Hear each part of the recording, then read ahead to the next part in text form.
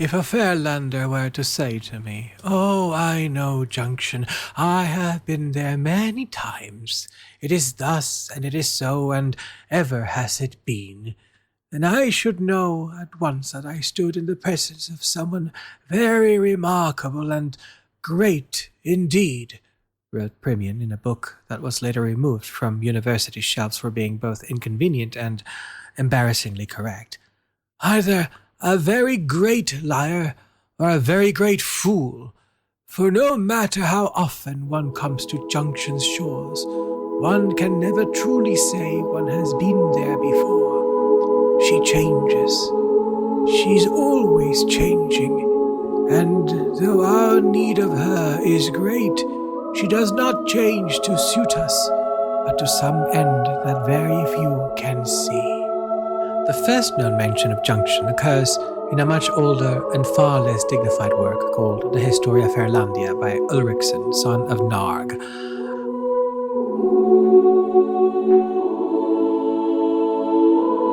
I saw an island fair, and upon her shore such sights as no mainlander's eyes had ever beheld.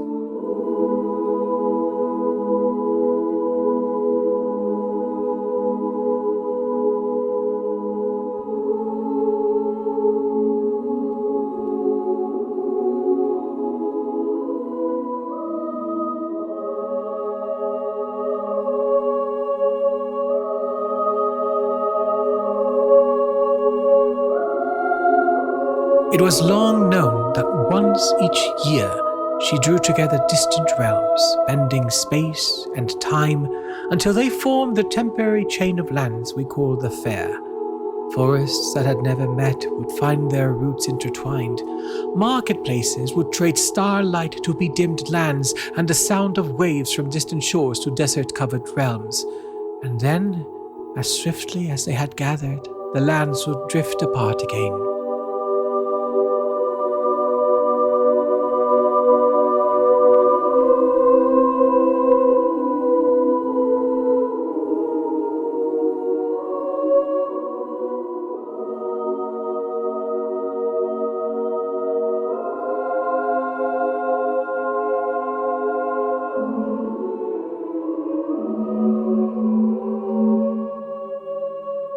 Why Junction did this at all was debated vigorously.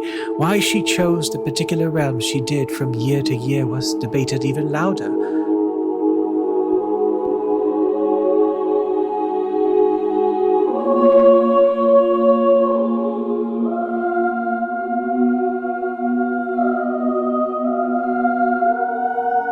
Some believed Junction was celebrating.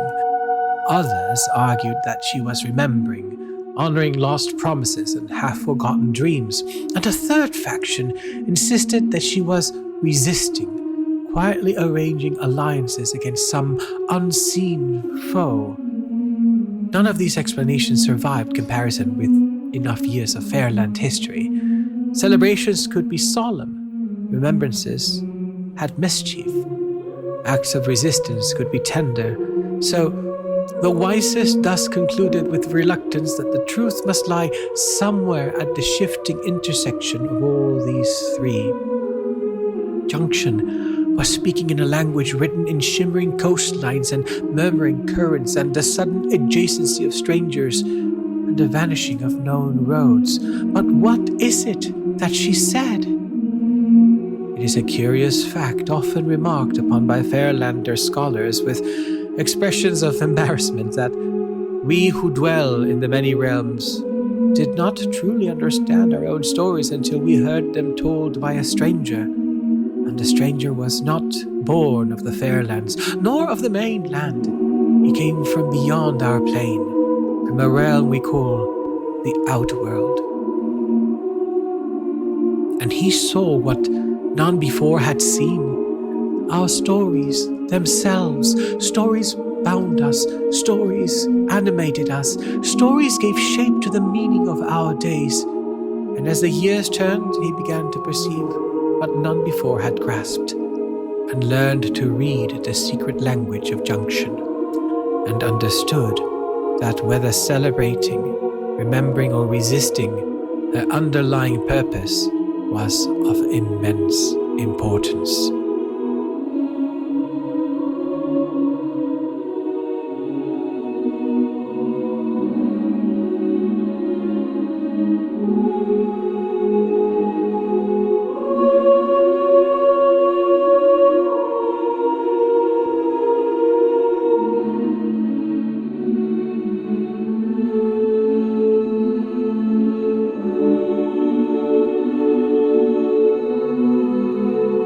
Junction. She was a shield, standing between our worlds and the entity we call the Unweaver, which labors tirelessly to unravel whatever we dare to build.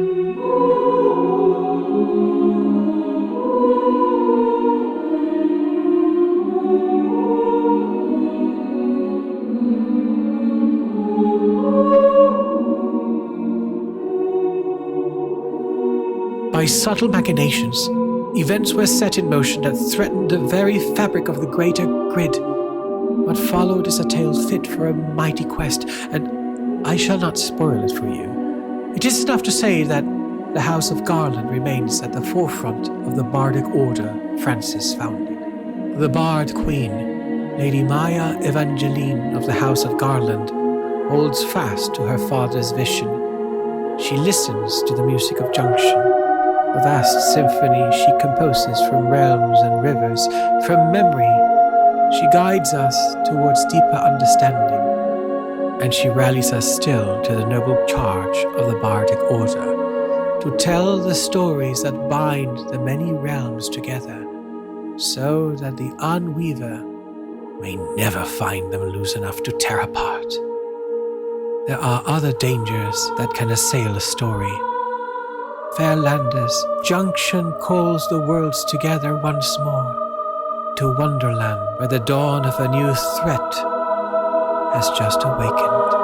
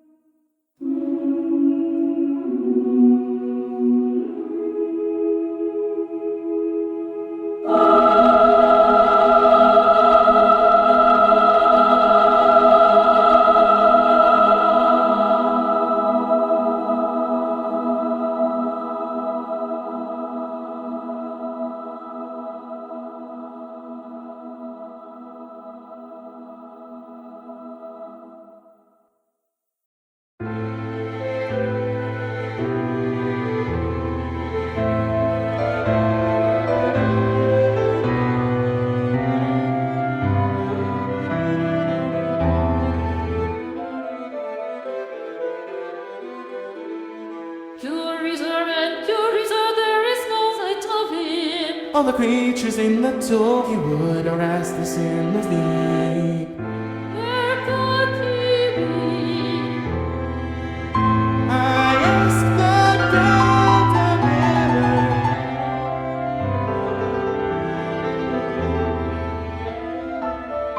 and he gazed into the air.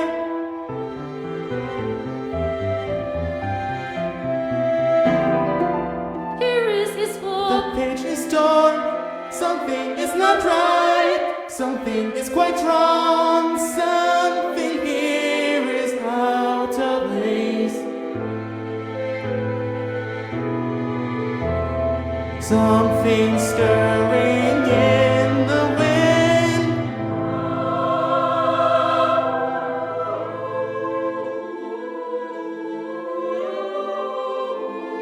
What could this all mean? What portents are at hand? What cloud is hanging over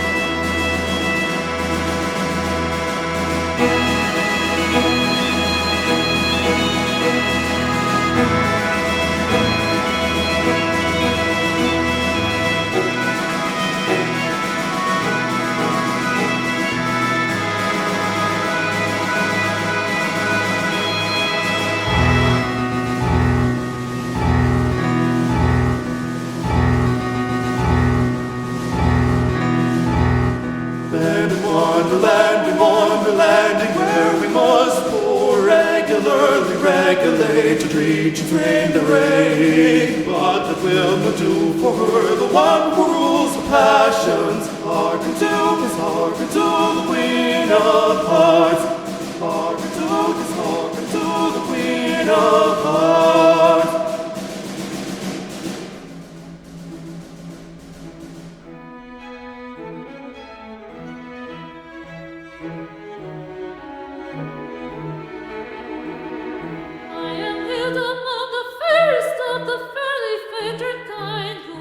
The broad decorum is a yoke of lesser minds, and should peasants raise objections with the object to annoy, I shall raise them.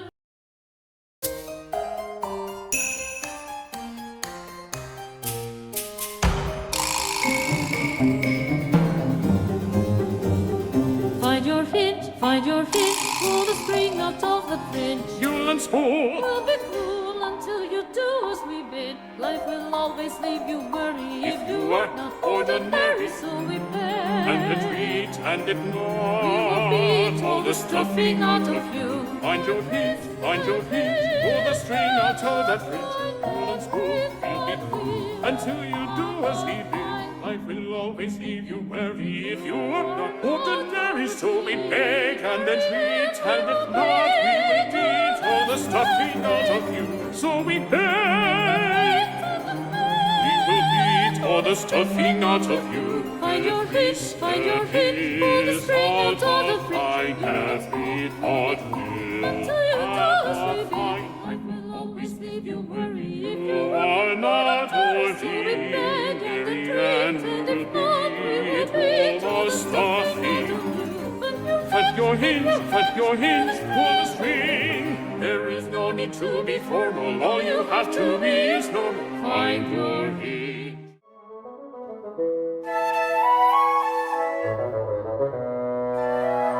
Have a nose of sorrow, wreaths made of gold, garland defiance, glitter and cold, majestic and fragile in breath and scope, the Unweaver here shall find no home.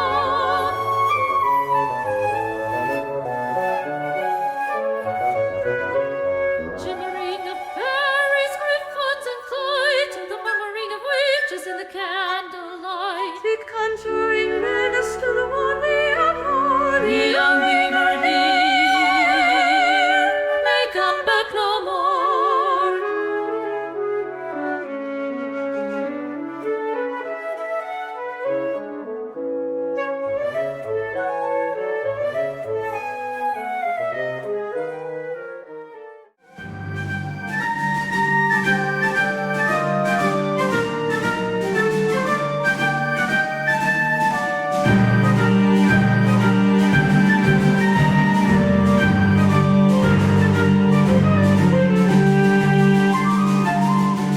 From each land the champion, from each house west, For the treasured memory of the ones laid to For to rest. strike at the beast like all heroes must. one day the Unweaver must be thrown to the top.